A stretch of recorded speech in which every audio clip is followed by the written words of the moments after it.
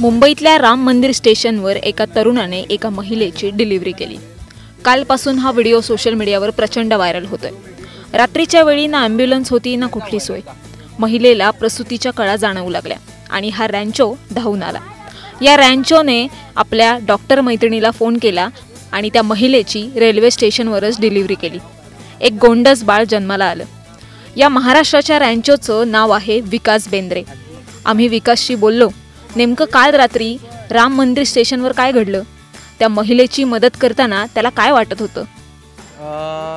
जो social media तो जो जर डायरेक्टली बोलायला गेला तो क्षण माझ्यासाठी ना म्हणजे की माझ्या लाईफमध्ये असा क्षण कधी झालेला नाही आहे। आणि आता जो क्षण झाला आहे त्याच्यानंतर जे पब्लिक समोर ही गोष्ट आहे सो पब्लिक समोर ही जी गोष्ट आहे तर त्याच्यामुळे बहुतेक पब्लिकला ती खूप विशेष वाटणार आहे, विशेष आहेच आहे। आणि प्रत्यक्ष आम्ही त्या ठिकाणी जे होतो त्यावेळेस जी सिच्युएशन होती त्याचं आम्ही म्हणजे असं हे कॅल्क्युलेशन करू शकत नाही आहेत। तुम्ही सिनेमॅटोग्राफर आहात, कॅमेरा मागे काम करणं तुमचं खरं तर काम आहे।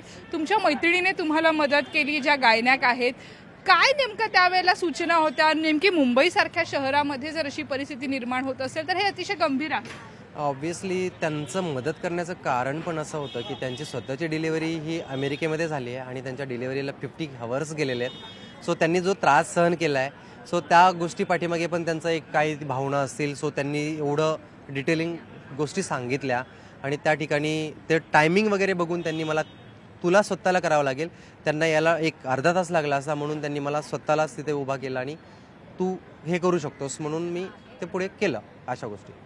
या सगळ्या प्रकारादरम्यान तिकडे ॲम्ब्युलन्स किंवा वैद्यकीय सोयीसुविधा नव्हत्या का? कारण ज्या मुंबईतल्या प्रमुख स्थानकांचा आपण विचार केला तर तिथे प्रथमोपचार किंवा एक ॲम्ब्युलन्स असणं बंधनकारक आहे। कुठेतरी त्याही गोष्टी नसल्यामुळे ही वेळ तुमच्यावरती आली।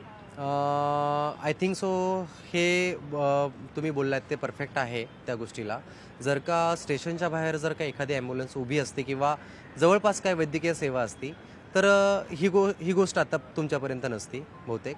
कारण की स्टेशनवरती ज्या गोष्टी झाल्या फक्त एक स्ट्रेचरशिवाय दुसरी कोणतीही गोष्ट नव्हती। स्ट्रेचरसुद्धा कुठून आणला माहीत नाही, पण तिथे जे कर्मचारी होते त्यांनी अफलातून परिश्रम घेतले, पण कोणीही त्या टायमिंगला कॉल उचलणं किंवा कोणी रिस्पॉन्स केले नाहीत त्या गोष्टीला।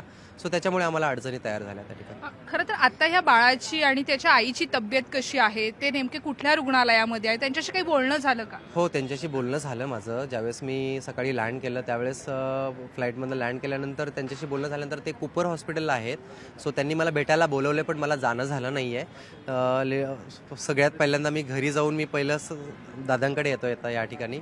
सो आता हे सर्व झाल्यानंतर त्यांची पहिली भेट घेणं माझं कर्तव्य ठरेल। या सगळ्या प्रकारादरम्यान खरं तर आपल्यातल्या प्रत्येकाला जन्म देणाऱ्या आईचं जे पेन असतं, ते जे वेदना असतात त्या कळणं खरं तर खूप कठीण आहे।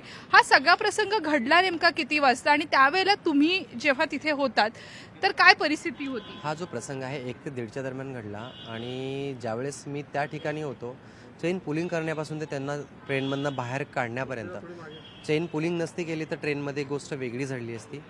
ट्रेन चेन पुलिंग केल्यानंतर मी ज्यावेळेस त्यांना स्टेशनला घेतल्यानंतर कसं की काही सुविधा भेटू शकतात या उद्देशानं मी हे केलं। सो पण नंतर त्या गोष्टी नाही भेटल्या, पण ठीक आहे, जे आता जे झालं आहे ते तुमच्या सगळ्यांसमोर आहे। सगळ्या चांगलं बाळ पण व्यवस्थित आहे आणि बाळाची आई पण व्यवस्थित आहे। खरं तर या जगामध्ये येणं आणि जाणं हे आपल्यातल्या कोणाच्याही हातात नसतं। एका बाळाला जन्म देतानाचा तो क्षण कायम तुमच्या स्मरणात राहणार आहे आणि सोशल मीडियाच्या मदतीनं अनेकांच्या नजरेसमोर हा प्रसंग घडला।